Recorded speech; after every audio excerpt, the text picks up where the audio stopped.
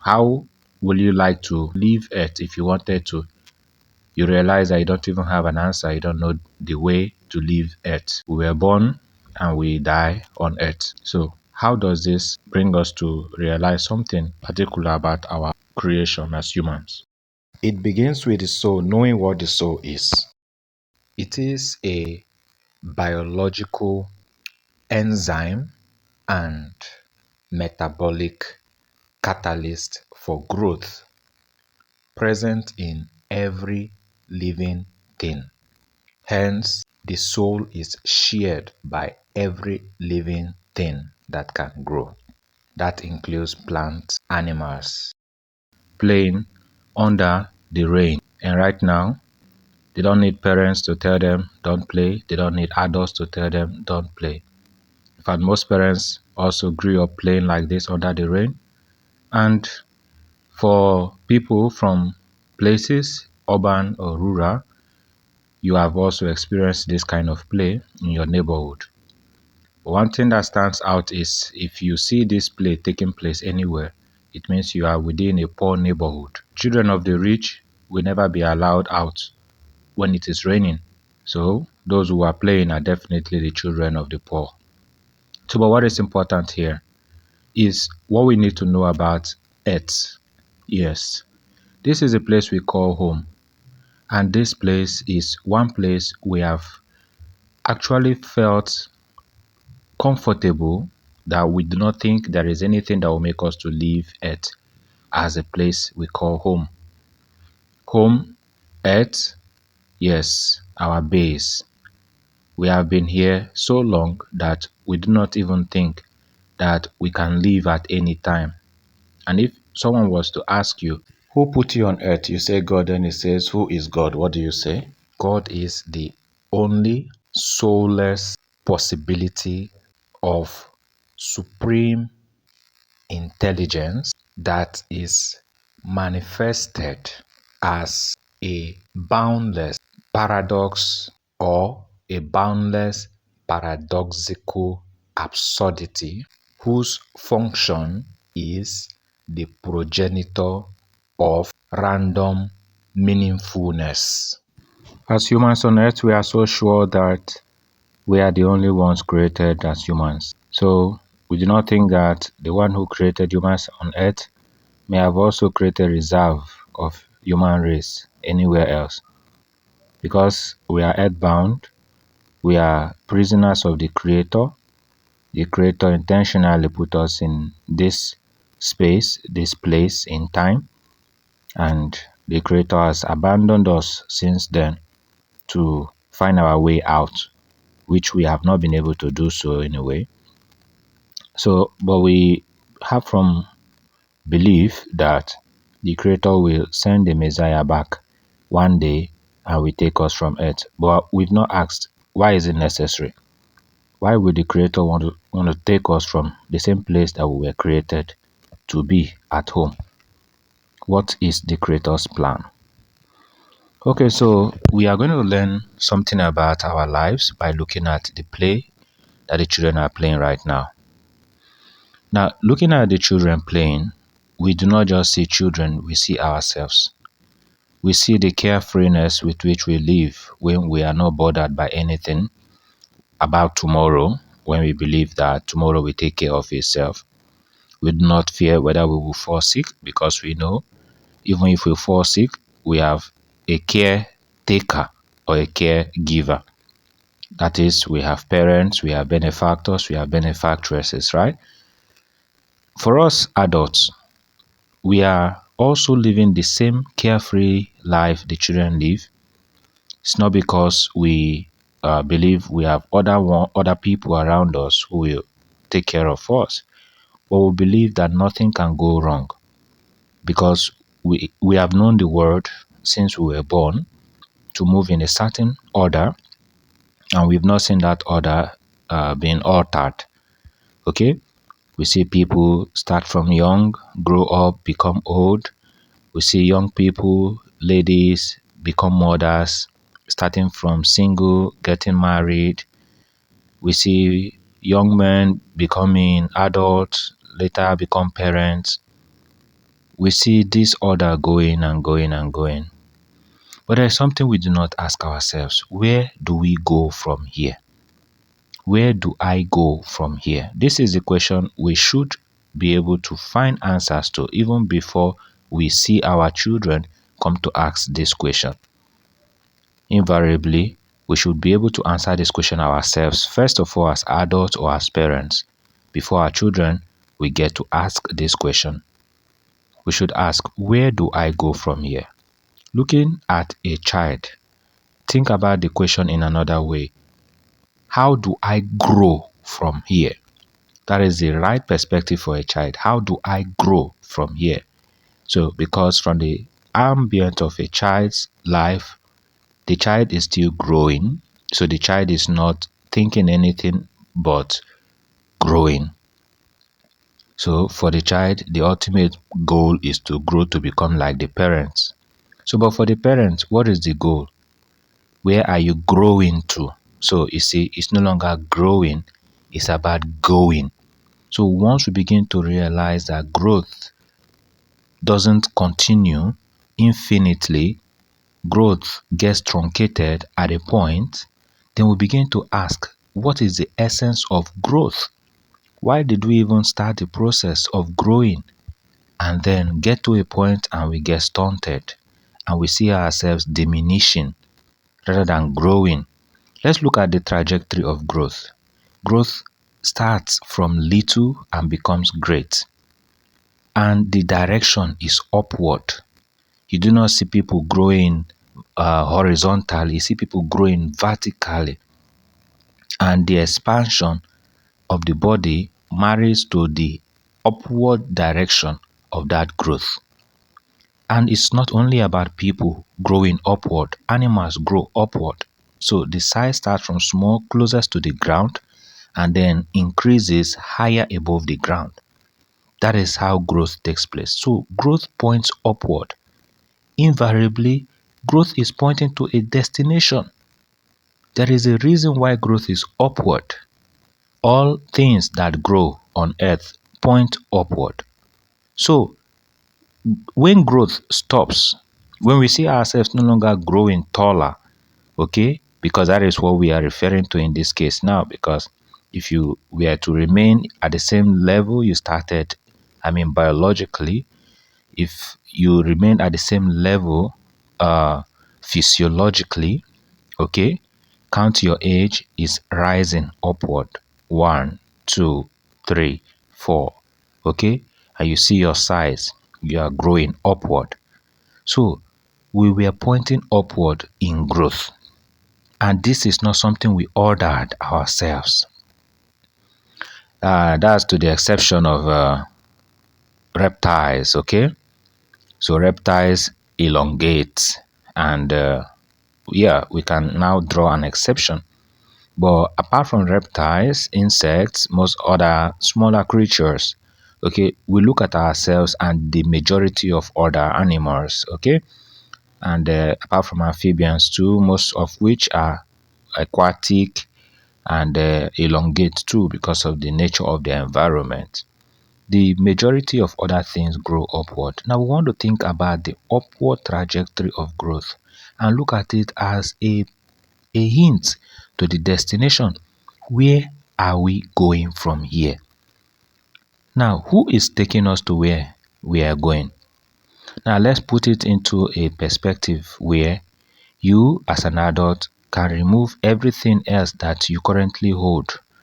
Let's look at your education, your job, your business.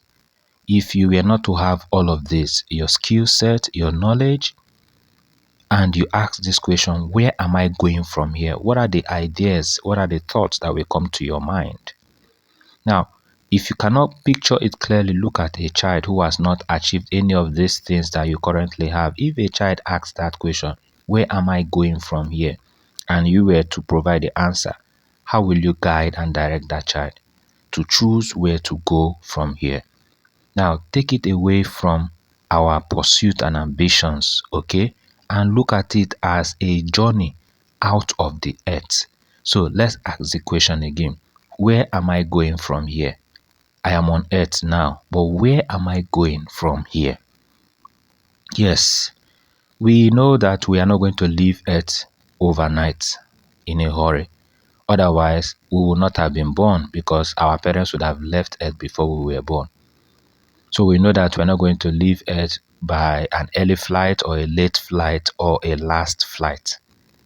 So it's still going to be a continuation for us for now, which means that the problems of earth, the challenges of earth will remain. But as the struggle continues, our heart must keep pointing to the fact that we have been growing until a stage. So what cuts us from continuing growth? What stops us from continuing growth? That is also where the answer lies in what we need to go out of here and to go where next from here. Where am I going from here? This question should call us to ponder. Now let's look at the rain, the physical phenomenon of rain, so that we understand the necessity of asking and answering this question. Before the rain, the ground is firm. After the rain, the ground is slippery. And then when the sun comes, the ground becomes firm again. It's a process, it's a cycle. That's to say, even when we think that we are going to remain in one position, you realize that the elements of nature comes and moves us. Okay? If we are walking boldly and the ground was dry, after the rain we cannot walk boldly again because the ground becomes slippery. And when the ground is slippery, we walk carefully. Now, that change taking place in the physical environment is also a challenge for us to see that something is going to change in time. And when that change takes place, we must find our way from where we are to where we need to be. So, how do we get to where we need to be? How do we know where we are going from here? So, all we have known so far has been earth. And being on earth, we are here like prisoners. So we need to first of all think about breaking free. What holds us back? We must find out and break free from it. Has the Creator kept us here for a purpose, to learn a lesson in order to free us? If we have realized that on our own we cannot free ourselves, then we should go back to the Creator and ask how to free ourselves. We should show that we really want to be free, because carefully observing our life on earth, we are seriously not free. Even as the children play under the rain, they seem to be free. But are they truly free? As humans, we are not free because we are bound on earth. We need the help of the Creator to leave earth. If you now see earth as a prison, not just a home, then you have to start right now to decide for yourself how you need to cooperate with the Creator to set you free from earth. If you check it out, the rocket we are currently launching with Elon taking us away from the earth to Mars will not ultimately take us to the Creator. So what we are looking for is a way to go to the Creator. It's a way to be free from the limitations of the earth. We cannot deny the limitations of the earth. It is home, yet it is a prison. It is home because this was where we were born, this is where we die. It is also a prison because we cannot leave, even if we wanted to. Whereas we have an open heaven or a sky that is open, right, without limit. But when you go out or think about going out, you see you are not safe as you were on earth. So earth is a comfortable place. It was meant to keep us safe, keep us alive for a reason. Let us find out why the Creator has kept us here. To give us an idea of how to get in touch with the Creator, I have written this book titled How to Raise a Bad Child. Now, this is not a religious book, which means I'm not talking about us becoming religious. Now, I'm talking about us understanding that there is a relationship between us, humanity, and the Creator. When we look up, we do not see the Creator, but we see freedom calling us to explore the unknown. We are curious to find out what is behind the clouds, what is behind the darkness in space. How do we meet the Creator? We cannot take ourselves to the Creator, so we need to get in touch with the Creator by any means possible. And how do we do so? That is why this book is written. So this book explains a lot of things about our current position on earth and how we have lived the life of a child that we can describe as a bad child. Now, if we look at children, we see so many reasons why some of the behavior they exhibit later as adults came from their parents, right? Now, are we going to blame God for most of our own behavior? Are we really representing our Creator? How do we even know what the Creator wants from us? And how do we now relate to exactly what the Creator wants from us? We have to first of all think of ourselves as children and in relationship with the Creator, see the Creator as parents. We need to listen to the Creator. We need to follow the order of the Creator. How do we know this? How do we really become who the Creator has designed us to be? First, look at our relationship with children, our own children. Do we want our children to just be impulsive, grow up without direction? Don't we feel the need to guide them, to make them become better? That is exactly what we should understand about the Creator and His plan for us. Like our parents, He has a plan. Let us cooperate with Him. Let us find out. Read this book to find out. Get your copy now. Outside of this, His expression is infinite and boundless, which means He cannot take one particular form because He is not bound to any form. He cannot have one particular image because He is not bound to any image. He can be any image and any form at any time and anywhere. And being that humans perceive themselves intelligent in their creativity, they thought they were the ones who had the image of God. But that was a myopic thinking of God, that God was bound to have the human image because the humans have a creative mind and intelligence. So, what would you do to your pastors, to your imams, to your shamans who made you believe that after death you had an immortal soul that lives after and earns a reward from God, when from all truth the soul has no need to be immortal because it is already fully present in nature and shared by everything in nature as what? That biological enzyme and metabolic catalyst of growth in every living thing.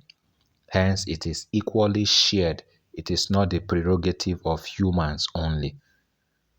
If that is the case, then there is no need to seek an eternal re-existence after dying because the soul is part of nature, just like the body. The body and the soul cannot go outside of nature.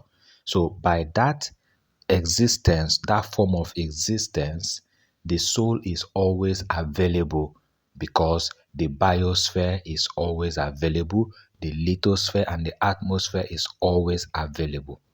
It does not have to take a personal human form so that you as a person can become an immortal being once you have completed your life cycle.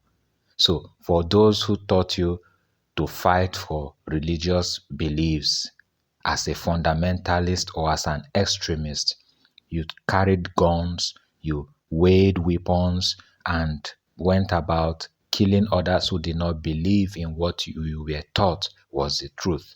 Now that you know the truth, what will you do to them? Unfortunately, this truth is only revealed at your deathbed. So you don't even have the chance to tell someone else about it. So what if this is the truth? Will you still continue in your religious fundamentalism or extremism? Will you still continue to impose your own way of thinking about God on others? When in fact, God is what?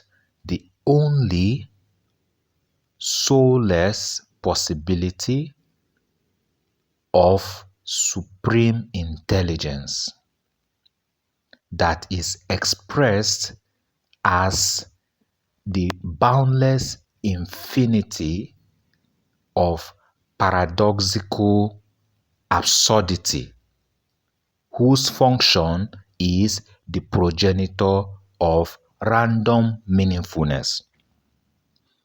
That means God is responsible for everything that is meaningful.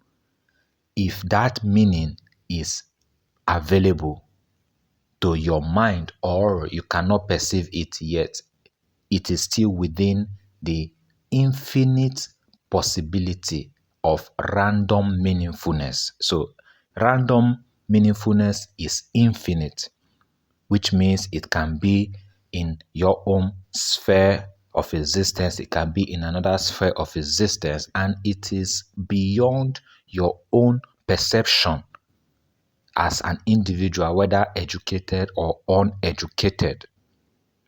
Since that is the case, you can see teachers who claim that this is God or that is God, but scientifically and theoretically, religiously, no one can pinpoint God, because what is He? He cannot be limited. As the supreme intelligence, He cannot be limited. He is expressed as a soulless infinity of paradoxical absurdity. So the mind cannot even capture a soulless infinity. How much more a paradoxical absurdity? The mind cannot fathom God. That is why when Jesus came, he said, "No one knows the Father." Then when he began his teaching and was at the tail end of it, he said, "I am the way, the truth, and the life. No one comes to the Father except through me." Because every teacher has to assert their relationship with their source for them to get validation from their followers. So if you cannot show that you have an original affinity with the source of your message, okay, that is to say, I am the second person or I am the direct person from whom this message has authority, your followers cannot validate your message. And it is through validation that the message spreads, because they now have a conviction that this message is coming from an authorized person. And that is why when Jesus, who knows the truth, he makes himself the truth. He says, "I am the way, I am the truth, and I am the life." So you have already seen me, you have already heard me, okay? And you're already living me, because God can take any form.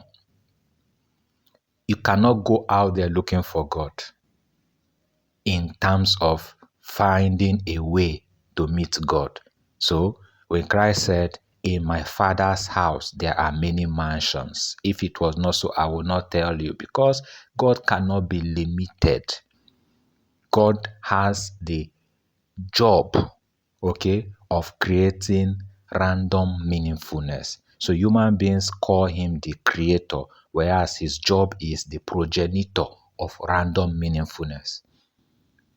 When you say he is the creator, you try to personify God as having a hand, having a mind, having a soul. But God is what? A soulless infinity of paradoxical absurdity. So he is beyond what you interpret as a creator who can come, hold, and touch and feel.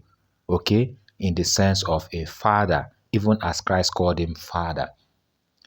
That is the human expression of religion, a relationship where man sees God as his own Father. That is the relationship in religion. Okay, so religion is meant to foster relationship. And this relationship is between humanity and divinity. And the easiest way to express dependency is to position humanity as the subject of a divine provider. Okay? Which makes humanity a child and divinity a father. You see why Christ calls God the Father.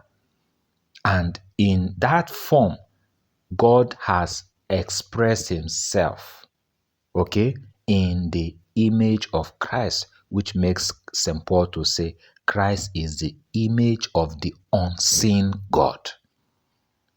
Okay, so it means that when God has manifested himself in the vocal personality of Christ as a teacher, what he says stands. And because humanity cannot comprehend the unfathomable, boundless infinity of God's paradoxical absurdity, okay, they have to cling on the human attributes that is possible to relate with God. And those human attributes start from God as a father, God as a creator. But in generality, the truth is that God is the progenitor of random meaningfulness. So no amount of randomness that has meaning implied can escape the supreme intelligence of this only, okay, boundless and soulless possibility that we call God. No amount of random occurrence. That is why in human simplest or layman expression, we say God is a creator. Because as that supreme intelligence, no occurrence, no matter how random it is, escapes the fathoming ability of his supreme intelligence. You see, so I cannot avoid using his because I speak as human. Okay? And this is one of the limitations of human mind. Human mind cannot go outside of its experience. So in my experience of language, I can only relate to what I am used to. Okay? That is why I keep referring to God as his. Since I have in my head that cognitive element of memory from what has been taught, that God is a father, I cannot remove it from my intellect. It's already stored there. So in my language, I have to keep repeating his and his. But from what I have said, there is no other entity that can be God because there is only one. Okay? There is only one boundless possibility of supreme intelligence, okay, that is expressed as a soulless infinity of paradoxical absurdity whose function is the progenitor of random meaningfulness. If you can conceive of what this actually means, you will see that there is no word that can best describe what God is, because impossibility of boundlessness, okay, God is beyond everything that is capable of intelligence. So if you look at artificial intelligence today and its successes, you see how limited it can be in comparison with God as supreme intelligence of boundless possibilities. No limit. That is what we mean by boundless possibilities. And then his true expression is soulless infinity of paradoxical absurdity. You cannot think of anything clearly and say this is God because he is paradoxical and he is absurd.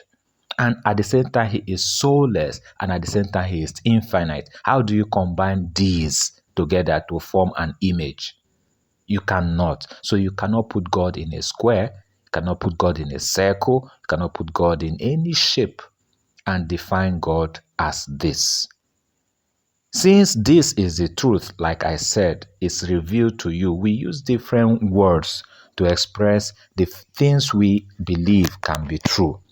So some say God is light, some say God is life, and these are random meaning, okay, meaningfulness. Light is random.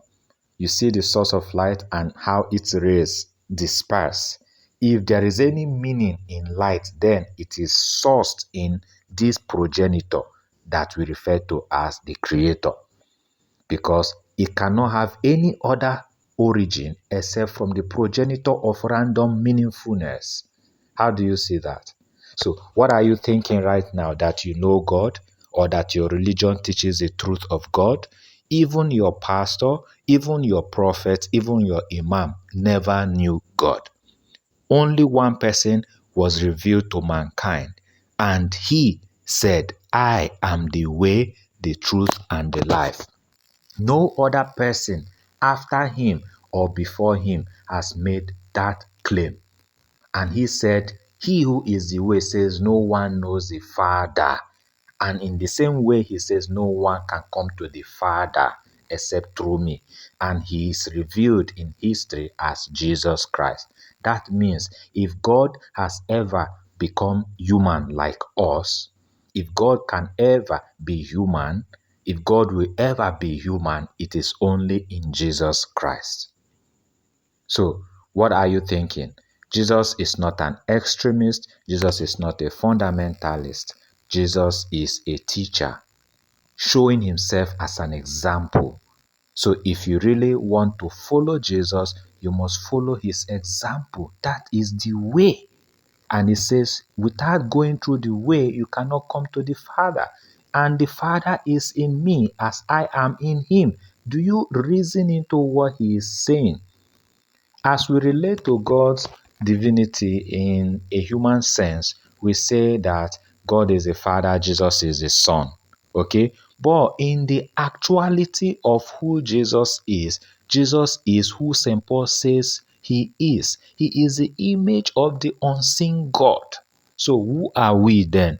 We say we are the image. We are created in the image. No. That is how the early writers perceived human intelligence. They have not even come to the point where they could see an independent intelligence outside of humans. Whereas in nature, we have different expression of intelligence in things, from all the animals, the ones on land, the ones on sea. Okay, there are different intelligence expressed, and today we have artificial intelligence. So if they were living in the future, they would have called the AI the image of God. So why do we refer to God's image as an intelligent being? Because God is who? Supreme intelligence. So whatever is intelligent can claim to be an image of God.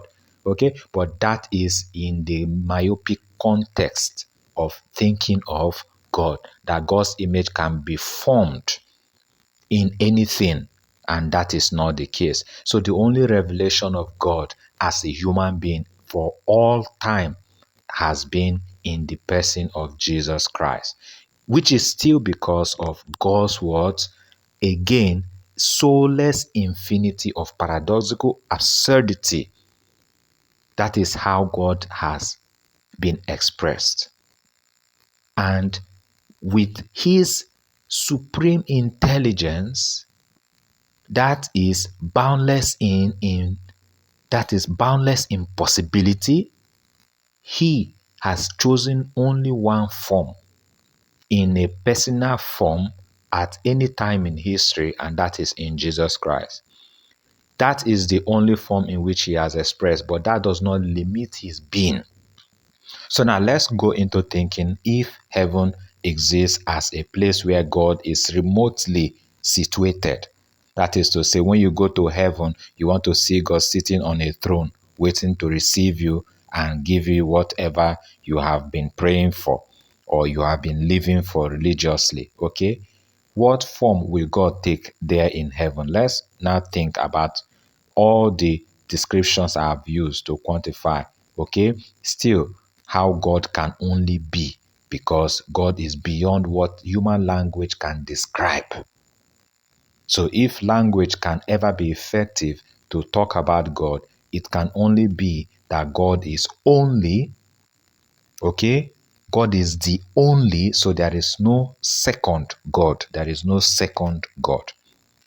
So God is the only, again, boundless possibility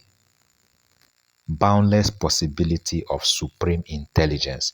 His intelligence is a possibility, okay, that is boundless and at the same time supreme. Nothing else can be beyond God's intelligence. And his true and only expression is in soulless infinity of paradoxical absurdity, which means there is no finite quantification of God. So put that soulless infinity into the picture now and look for God in heaven. Where can you place God? You cannot place God in anywhere and in any form. So, which still means that since in history only one person said, I am the way, the truth, and the life, no one comes to the Father except through me. The only thing or person that can look and sit on a throne of God is Jesus Christ. So, what are you thinking? It is still Jesus Christ who wants to relate with humans. Okay? The divine that wants to be in communion with humans that will be in heaven to give you your reward. So if you had chased up any path that did not follow the example that Jesus, the way, had shown, it means that that heaven you are seeking may be the heaven of your dreams, okay, but not the heaven where Jesus sits on the throne.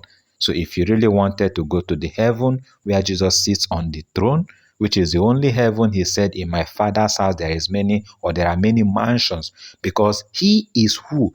The progenitor of random meaningfulness, which means if living in a home is meaningful, he can create multiple abounding homes, okay, abodes that you cannot even describe. When he says there are many mansions, you can't even describe what is possible in a mansion that God can create. If a mansion is meaningful, if living in a home is meaningful, because we are using the understanding of our limitation on earth to place that which is beyond our limitation in heaven.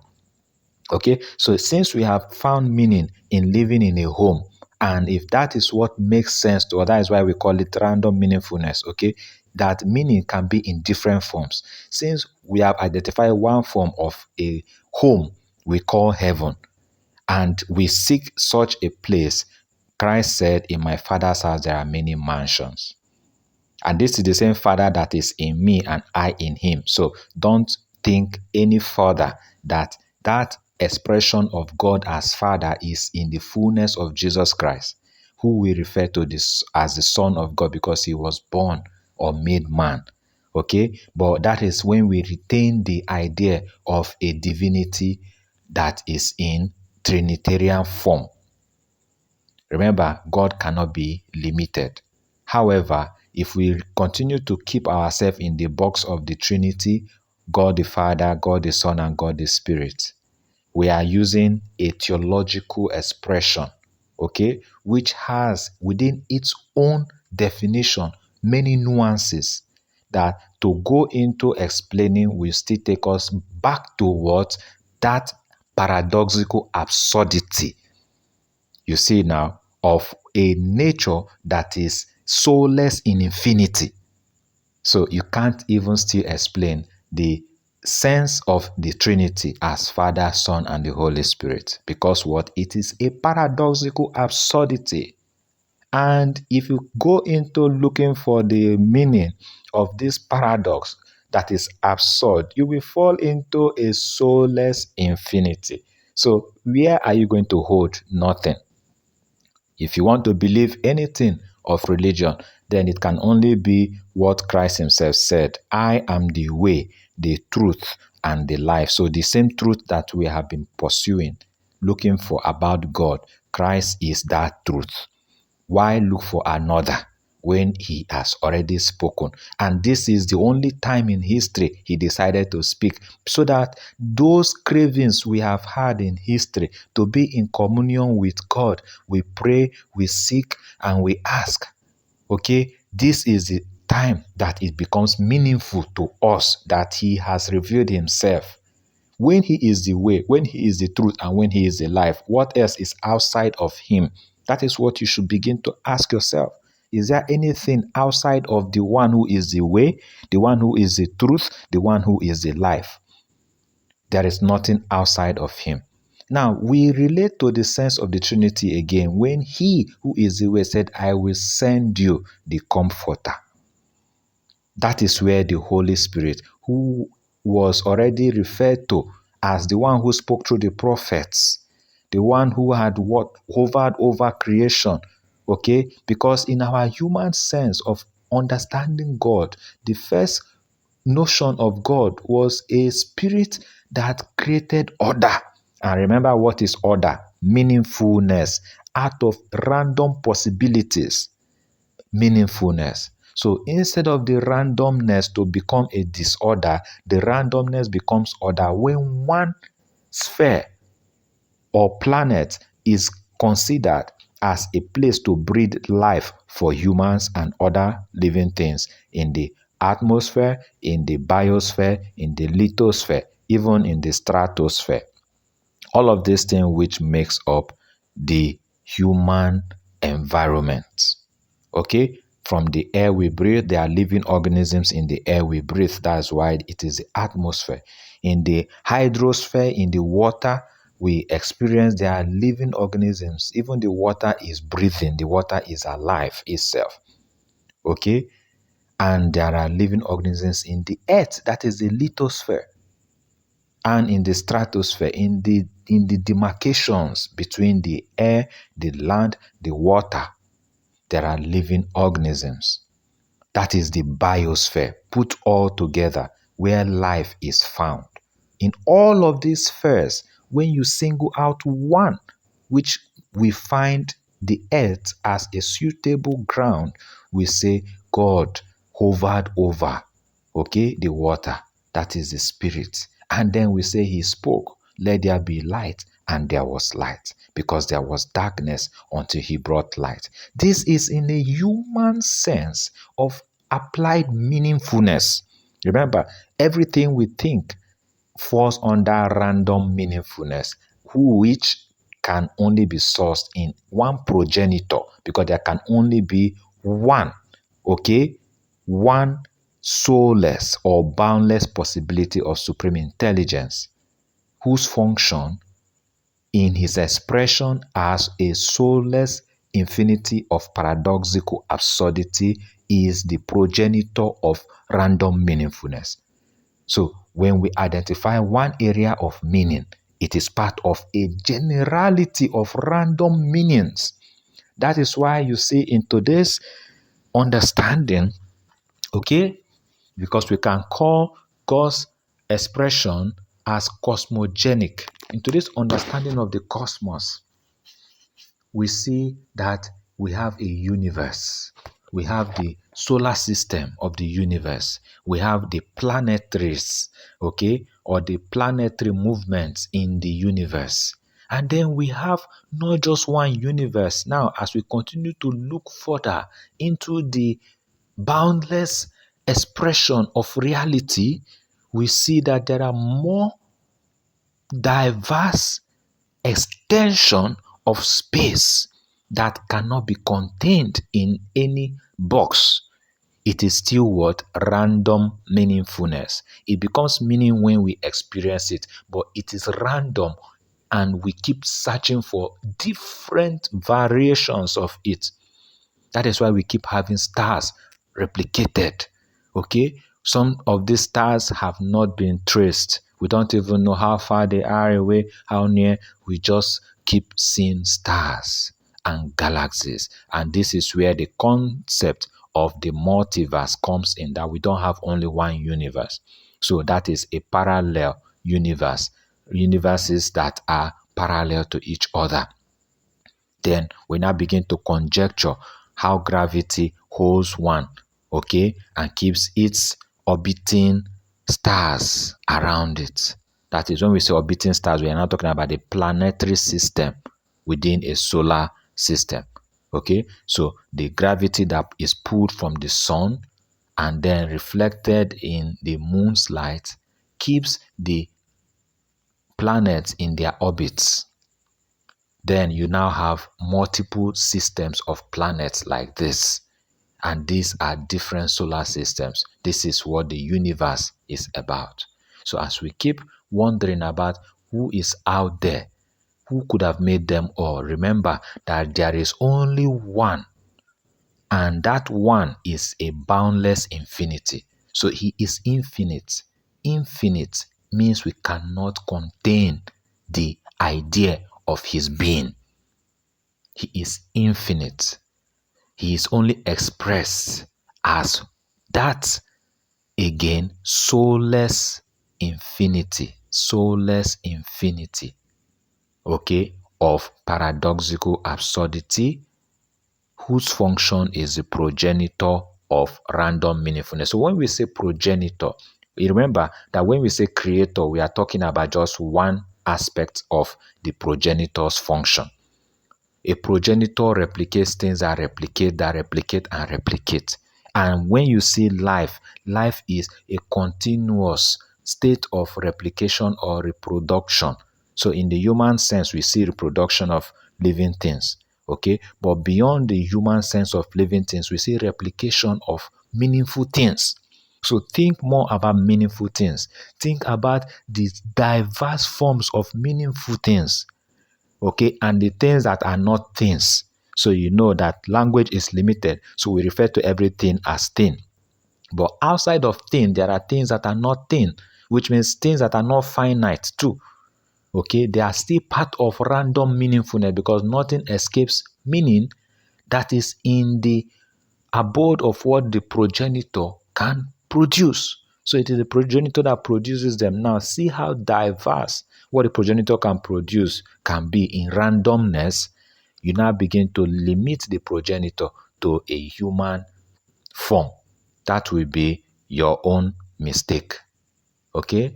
Of containing who? The progenitor. So the progenitor is beyond just the creator, because the creator was a context used to represent the earth's creation. Whereas the earth, now in good understanding of science and physics, is not just one.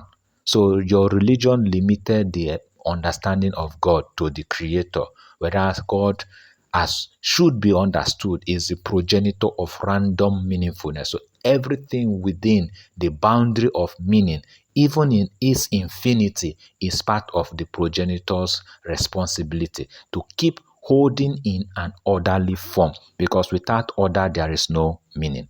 So if this has made sense to you, you want to ask questions, you want to correct some of the notions, maybe some of the things I've said, I've used some words you don't understand, you need me to explain further, then get in touch with me. You can call me or chat me up on WhatsApp via my number 0903 428 4705. 0903 428 4705. I am Francis Bestman.